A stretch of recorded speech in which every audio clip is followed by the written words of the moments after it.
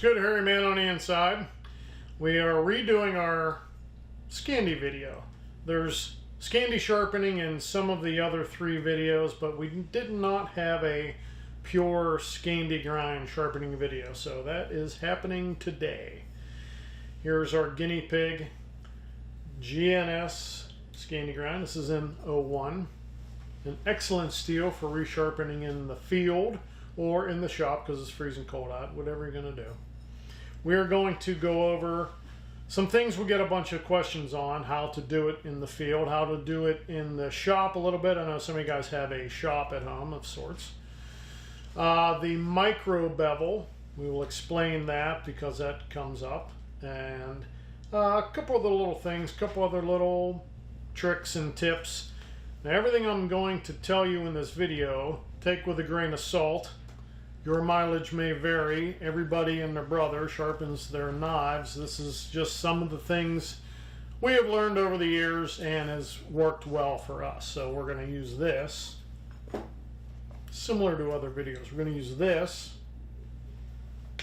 We're going to use this. And we're going to use this. Stay tuned.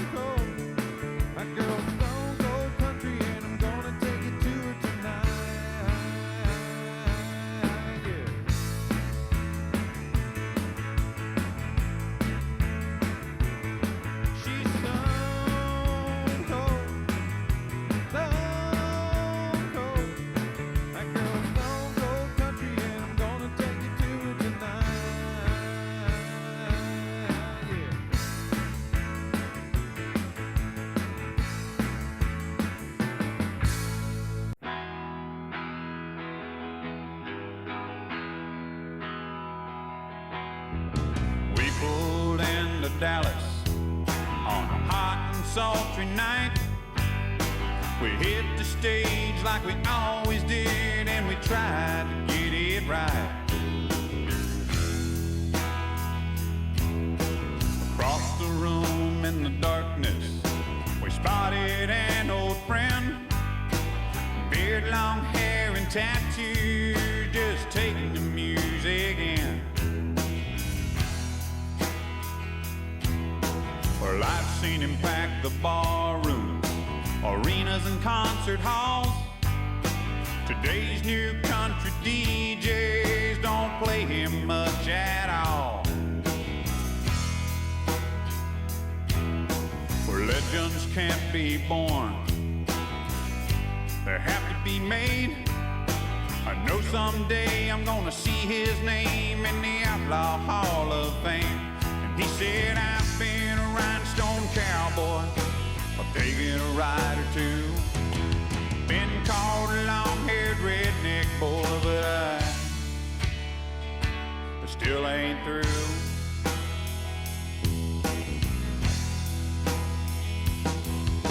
Oh, I learned guitar and how to write a song. I learned how to sing by singing along with one of his outlaw songs. And he's been shunned by Nashville, put up on a shelf, for he's wrote songs about Willie and Waylon and one or two about himself. And branded as an outlaw for what he's done, he'll stand and fight for what he believes, and Lord knows he'll never run. You won't find him at an award show, he gets them in the mail. I guess them boys are afraid David Allen Cole tell him go straight to hell. He said, I've been a rhinestone cowboy, taking a ride or two, been called a long-haired redneck boy, but I still ain't through.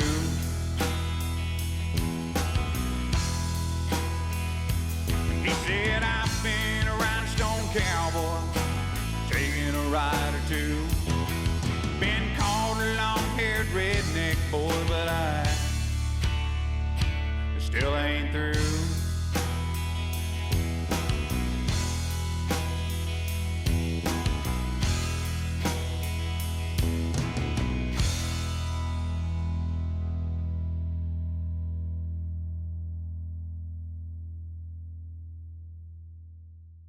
Okay, so on your Scandi grind, it's a little bit different than any of the other grinds because they have a secondary bevel. Flat grind, saber grind, even a hollow grind will have that secondary bevel, that convex edge I talked about in the other videos, and that's what does the cutting. Scandi grind, that's it. You have one grind. So some people think this is easier to sharpen because you have this whole target to lay flat on something to get a burr back if you need to get a burr if it's really dull. Whereas the other ones with the secondary bevel, it is a very small target to hit. That's why the Sharpie marker is very important. Now we're going to use it with this, but it's very important on the other one also. These are inherently sharper than the other grinds, mainly because this grind is formed, as you saw Sammy do the grind there. I believe it's 11.5 degrees per side, so you have this 23-degree wedge trying to cut through something. Whereas the other knives have approximately 20 to 23 degrees per side, so a little bit thicker, but also more durable. All right, so this might be in need of a little bit more sharpening because it's a little thinner, but once you get it sharp, the performance of it way better than the other ones, depending on what you're doing with it. And I wouldn't baton this through an oak log, but if you're going to make a figure 4 trap, if you're going to do something at camp you want to carve, this is the best tool for the job. So first tool to keep in your toolbox is a Sharpie, because when you're going to go to resharpen, especially if you haven't done this very much with a Scandi, this, just like the other grinds, will be your little tattletale to tell you where you are hitting, where you are missing. Usually people miss somewhere around the tip, because I'm gonna show you in a second, but we're gonna strop it like this. You don't want to do this and make a butter knife and make it worse, but you want to be able to hit the whole thing from plunge area to the tip. All right. This knife is still fairly sharp, but anything could always use a little touch-up. So the best thing to do is to keep it in shape with usually some kind of leather strop, something like this. It's a brand new one, of course, out of the package here. This one is designed to either, you can, with this big D-ring, you can attach it to a tree. If you're camping, you can attach it to a vise. If you're in the shop, you can do a bunch with this thing, and it gives you way more surface area, of course, to work with. So let's check this out.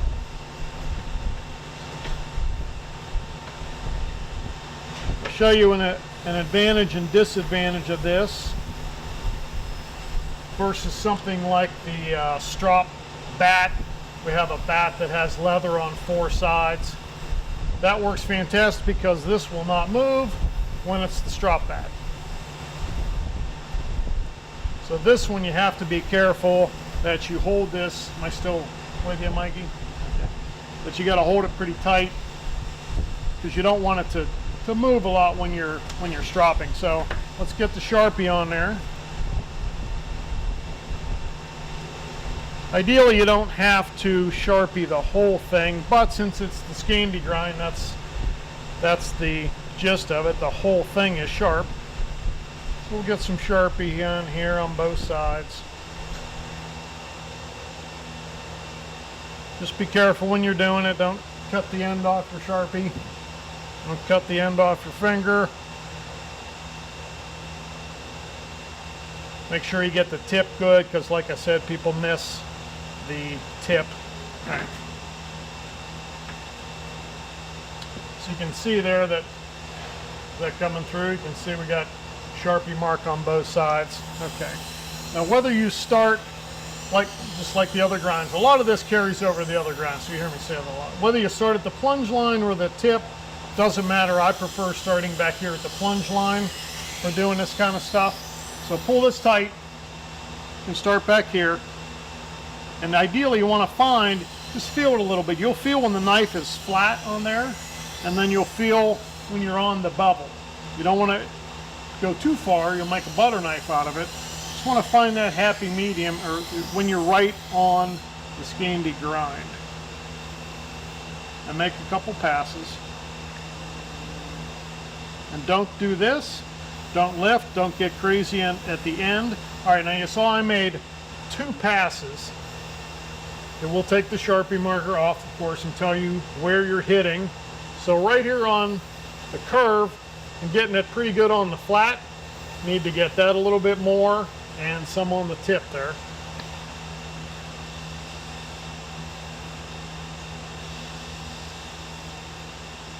It's a slow process, but it's worth it on a Scandi because you can get that really, really, really fine edge. Getting there on that one, that's looking pretty good. Let's flip over to the other side. Just like when you're buffing at home, maybe on a machine, do not buff edge up, do not cut into the leather. Obviously you see what I'm doing, it's dropping away from me on that side. Toward me, let's find that bevel. Toward me on this side.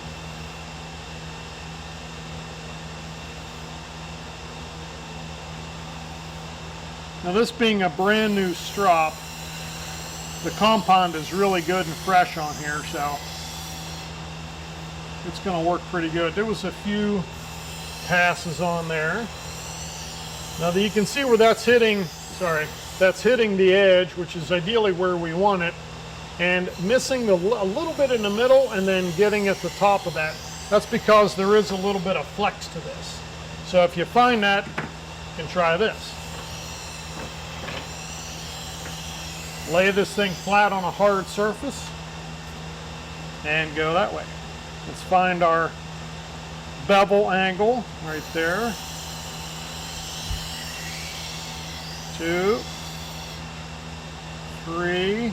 All right, there's 3 passes on a hard surface with the strop. Now you can see both ways will work.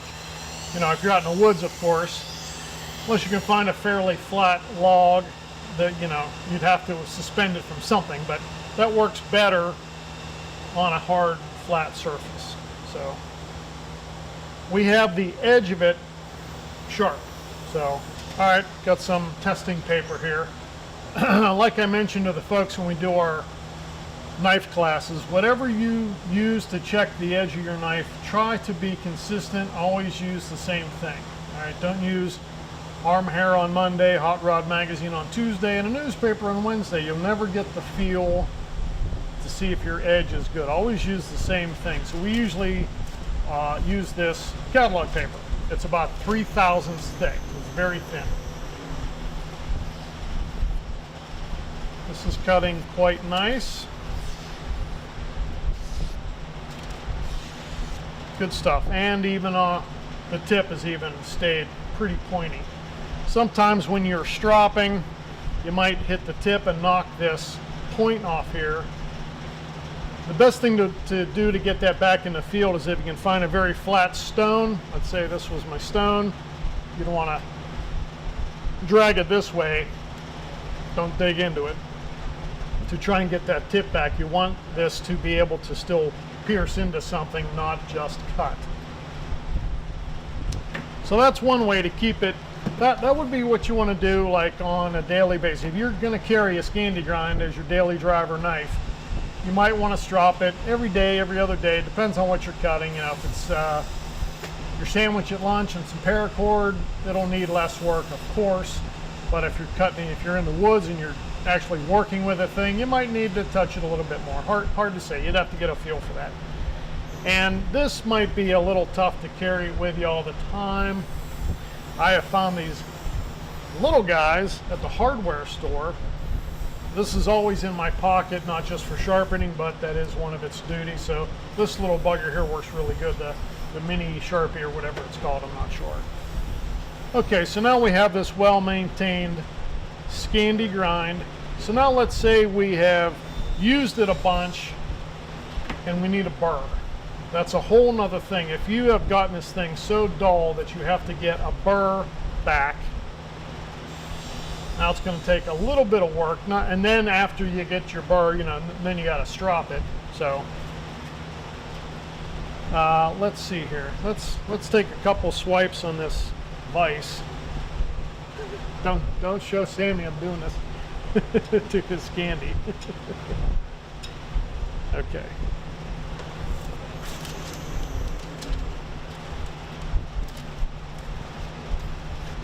All right, that was sufficient. And you might look at that and say, boy, that wasn't much, and now that knife is completely useless.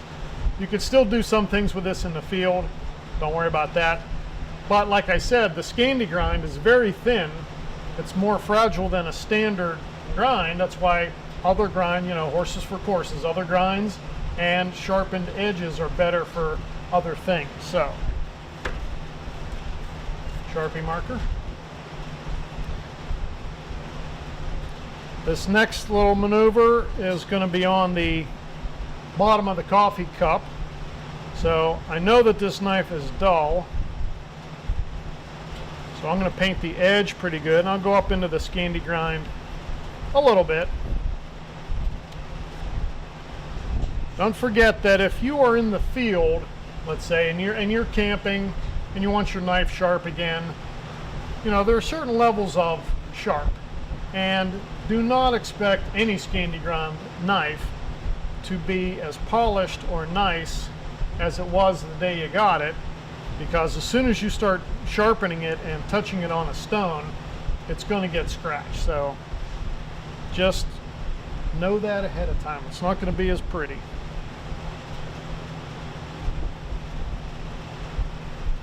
Okay.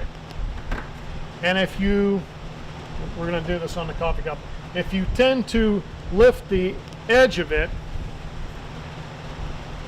make sure you've drank all your coffee first. Okay. Here you're on the flat. Oops, sorry. And now you're on the Scandi.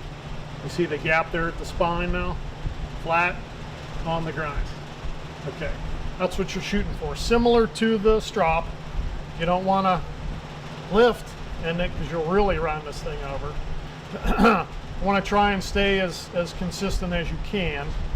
And now when you're, pretend this is your coarse medium. So it's a stone, it's the coffee cup, it's the top of the truck window, it's whatever is going to get your burr back. Now, unlike stropping, now you do want to attack the edge, let's say. So you do want to cut into it.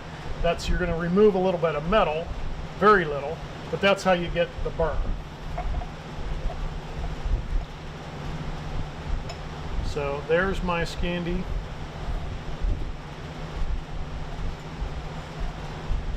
Two swipes, three swipes. Okay, there's 4 swipes on the coffee cup. You notice I didn't go the whole way. It's starting to take the Sharpie marker off here. Usually I do this with a regular grind, not too much with a Scandi, but you can see I've missed it a little bit. But the edge, can you zoom in on that, or can you see it good?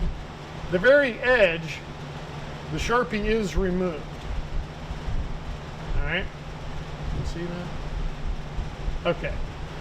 So again, if you're sharpening this in the field, it's different than the shop, your home shop. If you send the knife in, we're looking for a usable edge. So if you've missed a little bit, that's okay. Once you get back home from the woods, send the thing back in and we can, you know, fix it up or something like that. But ideally, you just want to get that edge back. You don't want to put a secondary bevel on it with this coffee cup. You want to try and keep it as flat to that grind as possible. And in one of the other videos I also mentioned, if this is some sort of survival situation, or this is the real deal, like I have to have a sharp knife, my life could seriously depend on this, do not worry about keeping the knife even. Sharpen and get a burr on one side and then strop it. You don't need it to be pretty, you don't need it to be symmetrical. Who cares? Fix it later after you back home with a hot cup of coffee. So we can do the same thing here. I'm gonna hit both sides just to show you, but just keep that in mind.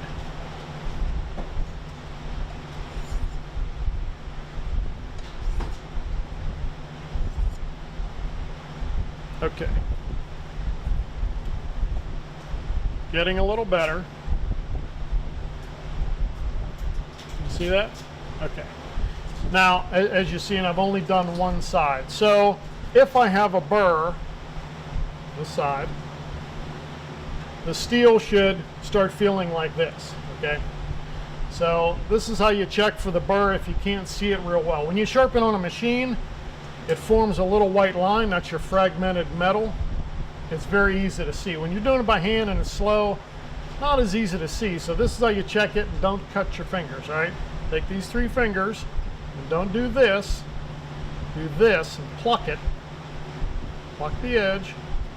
One side should grab your fingers. The other side, your fingers will slide right off.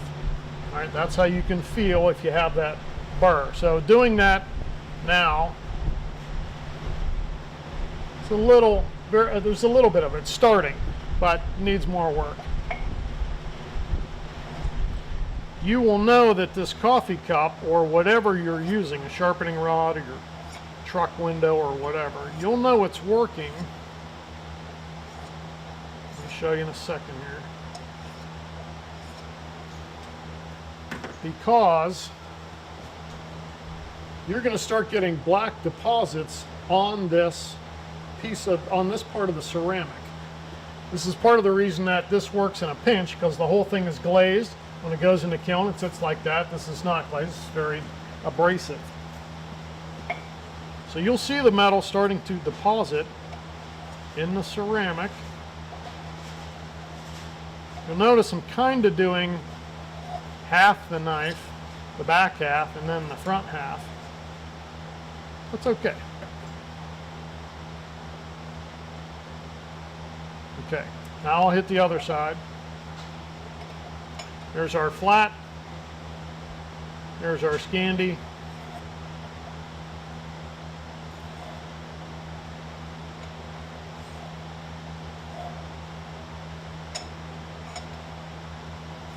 This will take a little practice.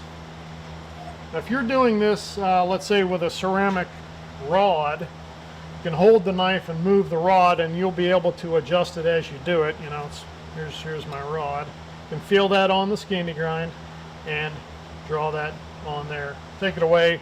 However you're going to get your burr, you'll see it, but you're not going to move the knife. You're going to move the abrasive piece.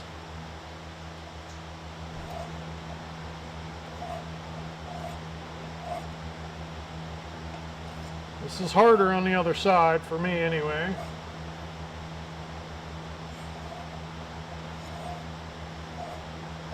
But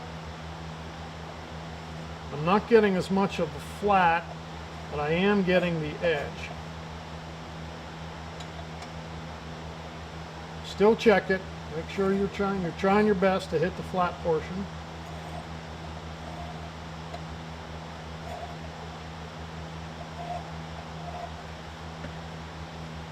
You can see I didn't do as good on that side, but again, if this is a survival kind of situation, I might only do one side anyway, so, but that's okay.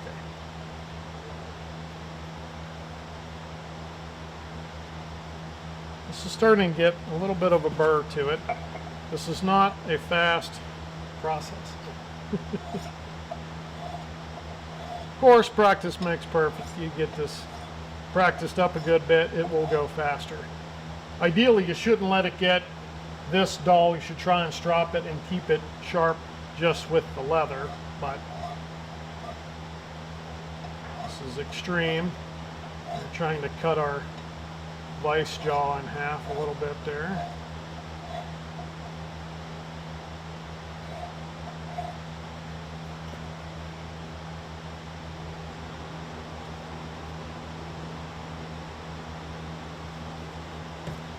See what we got.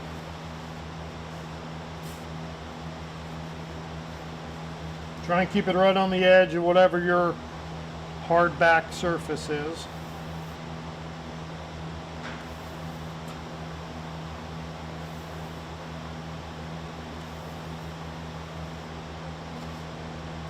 Okay.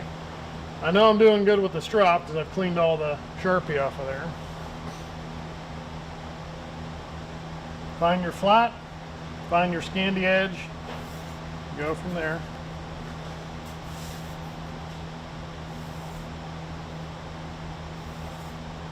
Don't forget, don't lift it when you get to the end of the knife blade. Just go and stop, lift it straight up.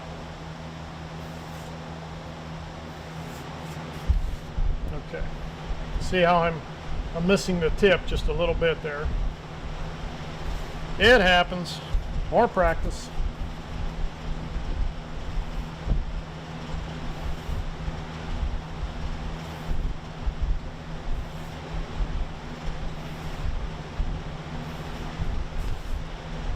Okay.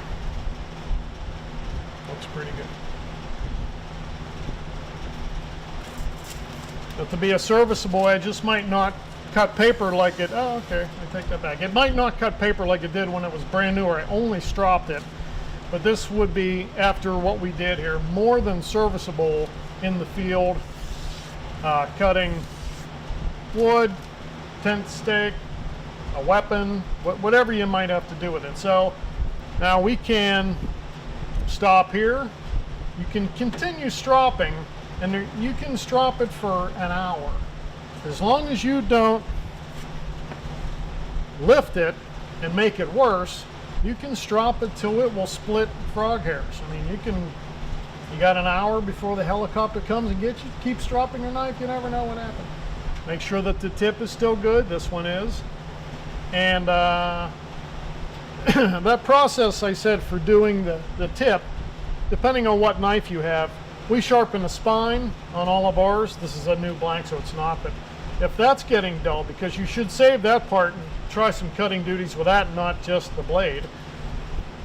Run the whole thing on a flat rock and get that 90-degree sharpness back on the spine too, because that makes a fantastic tool to scrape down a piece of dead wood to help you get a little tinder bundle. Try and use the spine, if it's a sharpened spine, and save the blade for things you really need to use the cutting blade for. That's all. Now we are going to simulate you sharpening your Scandi with a stone, you know, flat stone. I don't have a stone here, but I do have this handy dandy little machine with this is like my moving stone with this belt on there. It's worn out 120 grit. It has a platen. Can you see that hard platen on there? Okay, flexi portion. Okay, platen. Now, not that you have this at home, but you probably do have a sharpening stone. Number one, make sure the stone isn't from 1952 and it's your grandfather's and it goes like this, because he only used a portion. Make sure it is flat, right? If you are dabbling in the Japanese water stone sharpening, they probably will be flat. They'll be new, and follow all those steps. You know, pre-soak them, work through your grits, all that happy stuff. We're just going to use one grit here. I'll get my burr after I repair the edge, and then we'll step through and buff it. Same as stropping. This is just a faster version. You've seen the buffer in the other videos. I'm going to show you how to do it. So let's say you're out in the field, you got your Sharpie, and you dropped it. Or you were skinning something, you hit a bone. You let your buddy use it, and he did this.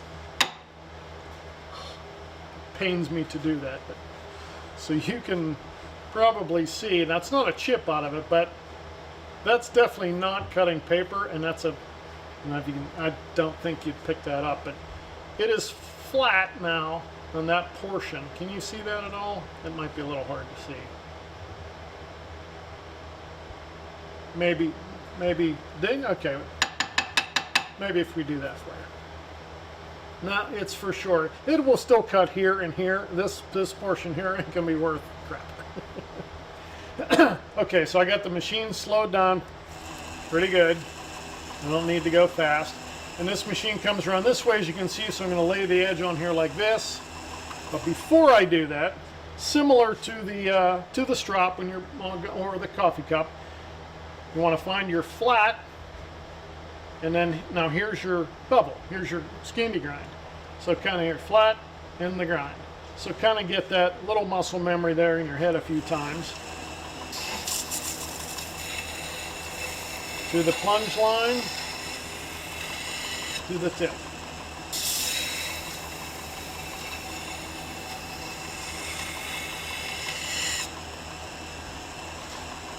And you can see I'm starting to remove the whole Sharpie marker, which tells me I have it at the correct angle.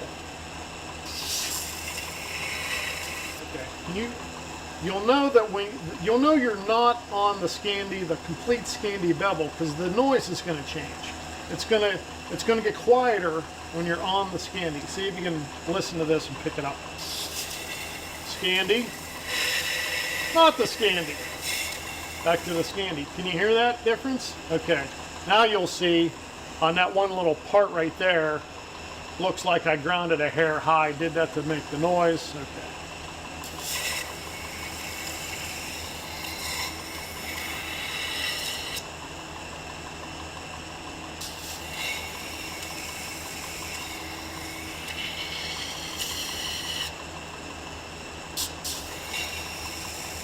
Same as working on your stone. I just have this continuously moving stone for me. Okay, let's see if we got our dents out. Again, this is so tiny, I don't know if you'll be able to see it, but right in this region here, there's still a wee little shiny spot and a little bit of a dent. Can you see that at all, Michael? See it a little bit? Okay. So we're going to go, back and forth on the edges here.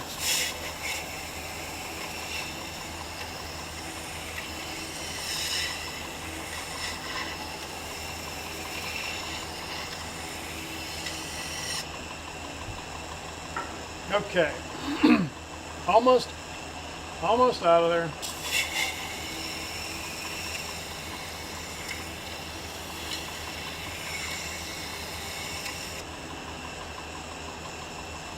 I'd say we're good.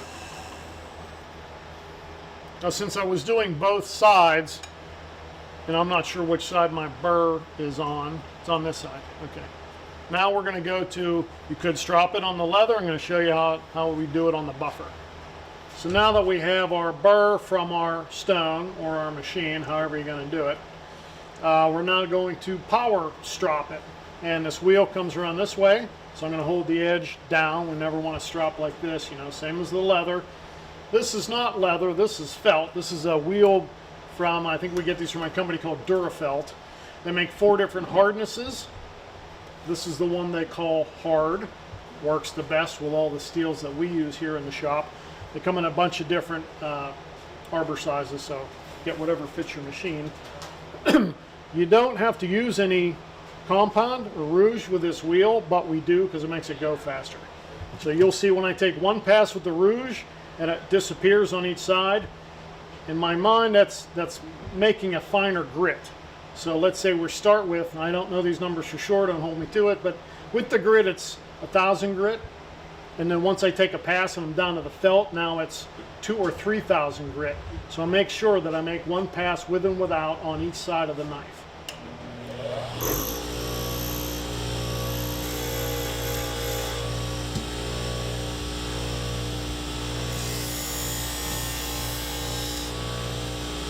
See how some of that is missing. Now the other side.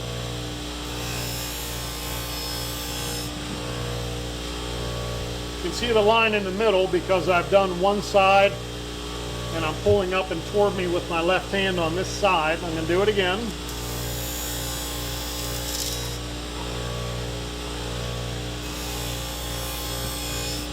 Okay. All right, now we also have this other wheel on the side of our buffer, and you can see it is a non-sewn floppy cotton buffing wheel. This is the same thing we use to polish handles. We put the rouge compound on and polish a handle. Because this thing is on this high-speed buffer, centrifugal force, of course, makes this thing much, much stiffer. It's not 100% necessary. What I just did on the hard wheel, this thing is ready to cut. It's ready to go. It will work fantastic. This thing adds just another level of sharp. It takes the compound off a little bit for one, but it adds, if you've cut enough paper and you can feel it, and this will cut paper right now, no problem. It's pretty sharp. I would not want to grab the edge. This thing adds just a wee little bit more to it. Same exact motion, edge down. One pass per side.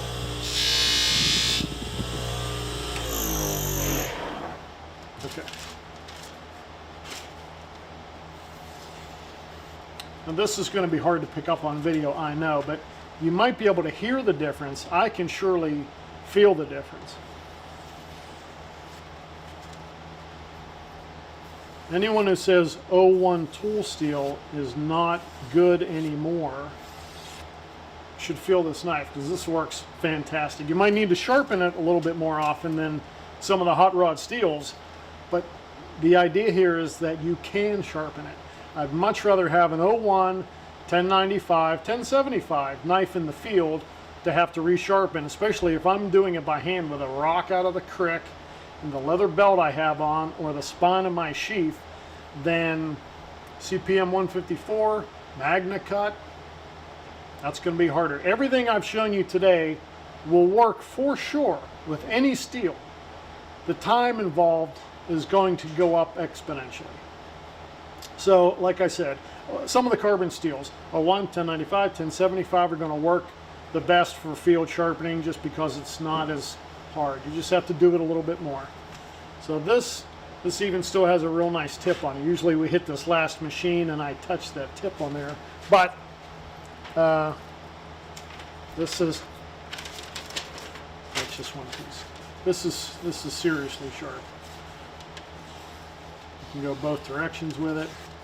You can get these results with some practice, all by hand. Now you saw how fast the grinder was going. Not very, but I was taking metal off. You saw the dust on there. I was getting a nice burr and moving it side to side. That's also important. So if you're using a stone, again, the Sharpie marker will help paint that one side. Just work with one side till you have removed all of the Sharpie, and you can feel that burr. You know, don't forget 3 fingers. One side will slide, one side will grab. You know you have your burr. Now go to whatever you're going to use to strop, and you're finished. Again, the best thing to do is just strop it periodically so you don't have to get the burr. But if you do, now you know how to do it. Okay, I hope that has answered some questions. Oh wait, I'm sorry, one more thing. The micro bevel. It's on the website. We list that is what we do to all of our Scandi grinds. That's done with this, all right? It's not done with a belt. When I strop this thing with this power stropper, and I'm pressing pretty hard, especially on some of the hot rod steels that we sell. They're Scandi's. Got to make more passes, press a little harder. This is all I'm doing. There's no other belt involved. So I'm taking that ground to zero Scandi and putting an ever so slight bevel on it purely with the machine. That's it. There's no other magic to it. Is there a reason we do it? For sure. Makes for a more durable edge. Can you emulate that at home with a leather strop? Maybe. Maybe. But if you grind to zero on your stone and then strop it like any old other Scandi grind in the whole world, you'll be fine. It's just something we add when you buy a brand new knife off of us. You open the box Christmas morning. It's going to be as sharp and as durable as it can be right from the factory. So you strop yours for a while. You go work with it in the field. And you know what? Once a year, send it into the shop. We'll give it a spa treatment. It's very inexpensive. I will re-sharpen it if it's really screwed up. We'll have Sammy regrind it, and then I'll do all this to it. It'll be like new. There's one more thing I can tell you. No matter how fancy of a knife you might buy, let's say the scale material ends, and on a Scandi it's usually pretty close, maybe something like right there. As long as that very beginning of the grind isn't rusty, we can fix anything else. Like Sammy can get in there with a belt and grind it.